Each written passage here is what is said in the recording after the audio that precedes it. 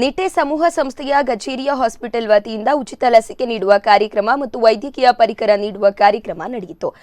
ಹಾವಂಚೆ ಗ್ರಾಮದ ಸುಮಾರು 500ರಷ್ಟು ಹಿರಿಯ ನಾಗರಿಕರಿಗೆ ಅಸ್ವಸ್ಥರಿಗೆ ಮನೆ ಮನೆಗೆ ತೆರಳಿ ವ್ಯಾಕ್ಸಿನೇಷನ್ ನಡೆಸಲಾಯಿತು. ನಿಟ್ಟೆ ವಿನಯ್ ಹೆಗಡೆಯವರ ಮಾರ್ಗದರ್ಶನದಲ್ಲಿ 35ಕ್ಕೂ ಹೆಚ್ಚು ಸಂಘ ಸಂಸ್ಥೆಗಳ ಸಹಕಾರದೊಂದಿಗೆ ಇದನ್ನು ಹಮ್ಮಿಕೊಳ್ಳಲಾಗಿತ್ತು. ಹಾವಂಚೆ ಲಯನ್ಸ್ ಕ್ಲಬ್ ವತಿಯಿಂದ 3 ಲಕ್ಷ ವೆಚ್ಚದ ಆಕ್ಸಿಮೀಟರ್, ಸ್ಯಾನಿಟೈಸರ್, ಮಾಸ್ಕ್ ಮತ್ತು 2000 ಹ್ಯಾಂಡ್ ಗ್ಲೌಸ್ಗಳನ್ನು ಉಡುಪಿಯ ವಿವಿಧ ಪಂಚಾಯತ್ಗಳಿಗೆ ಹಾಲು ಉತ್ಪಾದಕರ ಸಂಘದ ಸದಸ್ಯರಿಗೆ ನೀಡಲಾಯಿತು. ಹಾವಂಚೆ ಲಯನ್ಸ್ ಕ್ಲಬ್ ಅಧ್ಯಕ್ಷ ಎಚ್ ನಾಗರಾಜ್ ಹೆಗಡೆ, ಸಂದೀಪ್ ಶೆಟ್ಟಿ, ಶೈಲಾ ಸುರೇಶ್ ಮಹೇಶ್, ಶಿವರಾಮ್ ಮುಂತಾದವರು ಉಪಸ್ಥಿತರಿದ್ದರು.